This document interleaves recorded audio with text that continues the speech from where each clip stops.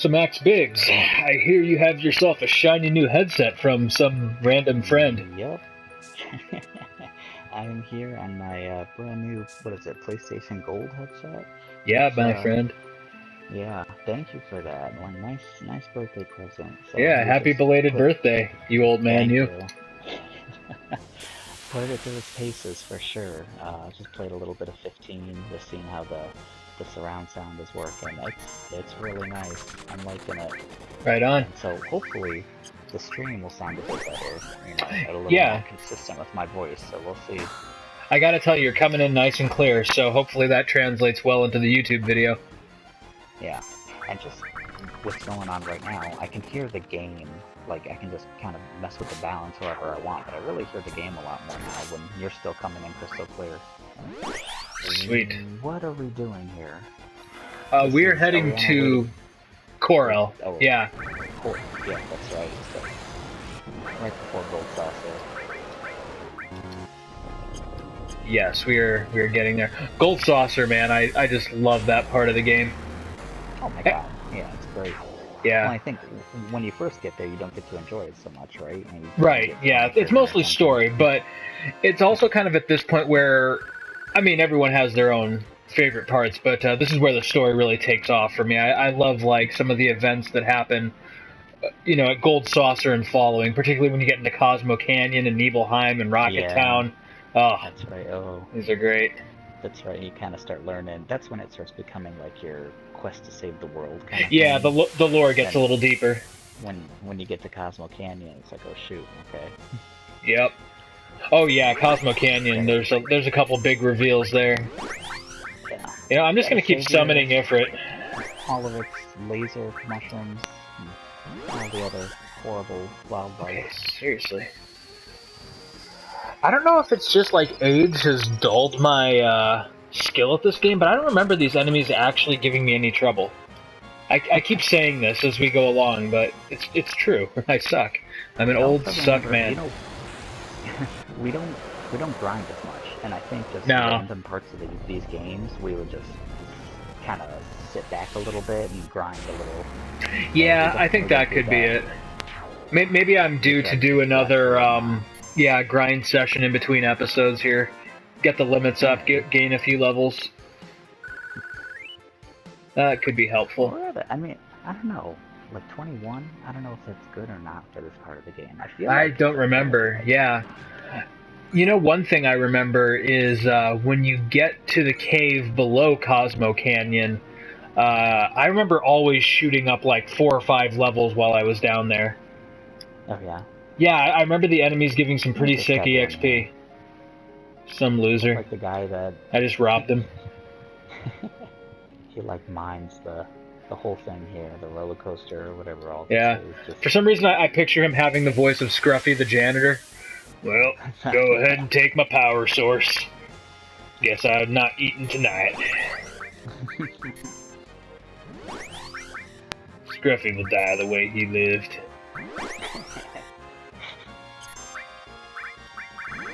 I don't have... There's another thing. I don't have any magic except for my cure spells that have all attached to them. Oh, yeah. Which is another way that you can kind of clear out enemies. Really nice. Yeah, kind of clear out enemies a lot quicker that way. But, I mean, the summons are doing the job. They just take forever. They take a long time. You'll get all materia. Yeah. Maybe you'll master that first one first. Yeah, all does not take long to master. Thankfully.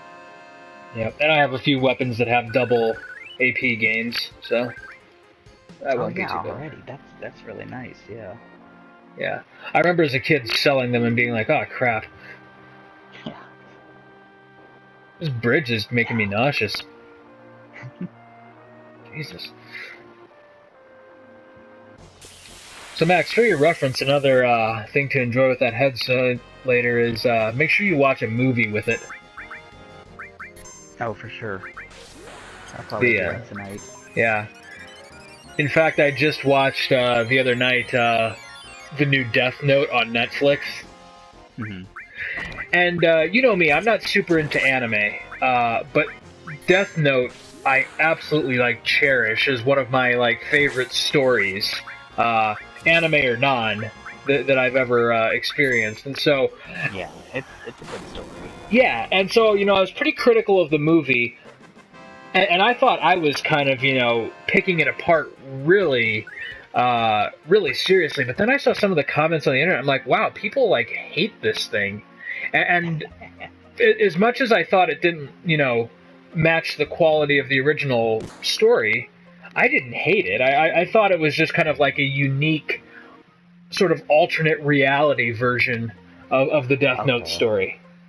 And that's kind of what I'm seeing on the internet, at least. I haven't watched it myself yet, but yeah, I'm saying that the characters are a lot different. And well, yeah, and I actually think that's I think that's actually kind of a strength of this film, is it doesn't try to be just like an American version of the original. The characters or their equivalents have completely different personalities. Like Light, for instance, he's still like super smart, but he is nowhere near as sure of himself or like on top of the situation. Kind of the same with L. He's truly like a detective genius, but he's a lot more emotionally invested in what's going on. So I don't want to spoil anything for you, but he's definitely not the same L that you see in the anime. Okay, yeah, I'll give it a shot for sure. Like, yeah, I'm really tied to those characters, like how they are in the show. So yeah, I might be one of those. I'll give it a fair shot. I'll try not to be too biased, but yeah. And again, if very you're not to the characters how they are. Right, and the nice thing about this show, or movie rather, is within like the first kind of 10 minutes, it pays homage to the original, while at the same time making sure that you're kind of detached from your expectations from the original series. Do you have a transform material already? Yeah, I do. Okay. Force Steel, that's what he's got. That's good. Carbon Bangle. It's a good thing we stole those in Midgar, because they're just now available to purchase. Yeah. But yeah, so definitely like go into it like not looking for it to be the anime's equal, or kind of like another way of looking at the anime. It's basically like taking the original and kind of seeing how they can stretch the source material in a unique way, which some people would say is like a crime. I kind of look at it as, okay, this is clearly like a different universe where some of the same things are happening. Okay. Yeah, I mean, I'm okay with that. That happens. I mean, what are comics? That happens all the time. Oh yeah, that's a good way to think of it. Yeah, origin story. Right. So like, if the original was like classic Spider-Man, this is like Ultimate Spider-Man, or actually more. Oh wait, no, Ultimate Spider-Man is the one where you get Miles Morales, isn't it? Instead of Peter Parker. Yeah. So this Light is like Miles Morales Light. Okay, that's what to expect. So like, same powers, same kind of circumstances, but at the same time completely different personality. Okay.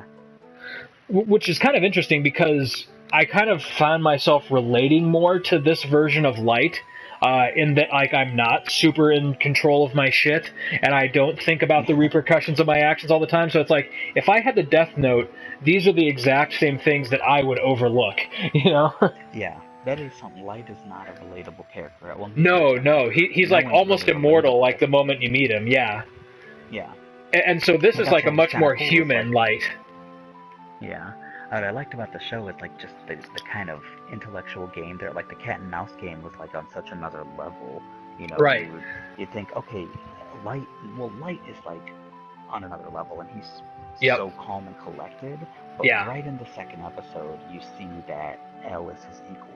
Yes. And so it's like, oh shit, no one else really even matters. It's just all about these two guys and how everyone else is kind of like a pawn to both of them, Mm-hmm. and just kind of what they'll do to get at each other. Right. So, but I guess they're not really relatable at all.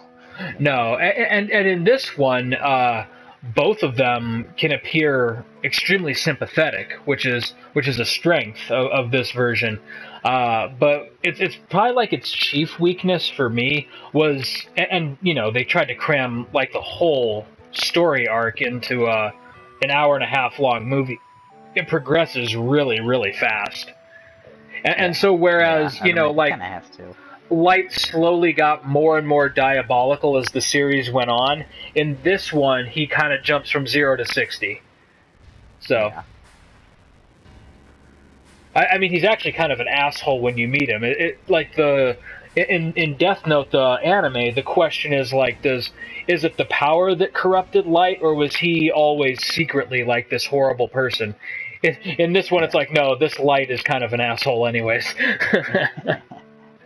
Because you remember that like arc in the show where he abandons the Death Note and he becomes like his normal self again, and he's actually a really good person. Yeah, and he kind of wonders like, oh, would I use the Death Note this way? Maybe. Oh no, I probably wouldn't though. You know, but so you wonder, is it really in him? Which Right. It probably is a little bit, but did the Death Note kind of corrupt him? And Yeah, exactly. It certainly did. Yeah. And in this one, he already had those kind of like bad tendencies, but the Death Note just kind of was an enabler for him. And then the other thing that I actually really liked about this version is Willem Dafoe's Ryuk.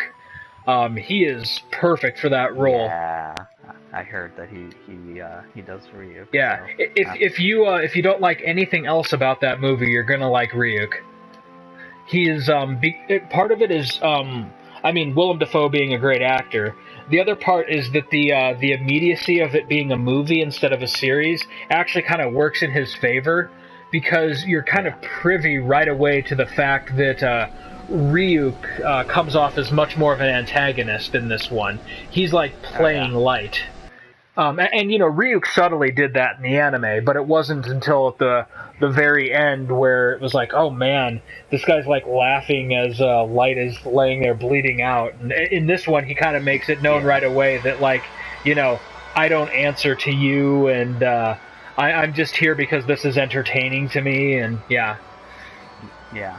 It was definitely over a longer period of time in the anime. For a lot of it was just, hey, I'm bored, let's play some video games, or right. You know, kind of, well, not even just hinting. He was just saying, you know, I'm gonna kill you one day with my Death Note, but he's like dancing and stuff as he's doing it, and like, oh, I need my apples. So it's kind of funny. And Light always thought that he would kind of be able to outsmart Ryuk in the end. And in this one, though, it's the exact opposite. As soon as Ryuk reveals that to him, Light becomes terrified and begins like kind of searching for a way out almost. Yeah. So that is a very interesting, like, kind of shift in the dynamic of their relationship. Oh, that's right. There's the lifetime pass. Yeah, I usually get that the second time you return here near the end of Disc 1. Yeah. Please enjoy yourselves. Yeah. This place is awesome.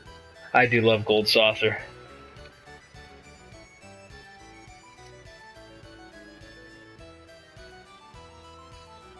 So, getting back into the actual game, we of course just saw the backstory of Barret and the original Coral, which was burned down by Shinra, who truly doesn't have a bottom to sink to, do they?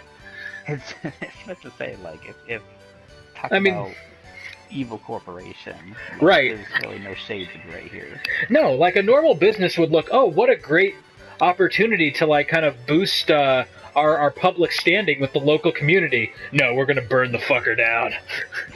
I mean, most of the time there's like well, I wouldn't say most. I guess in the newer games there's always shades of gray, like FF15. It's like, what about this evil empire? It's like, well, you know, their whole continent's climate got changed by Yep. God, and everyone there's probably destitute and poor, and it's really just this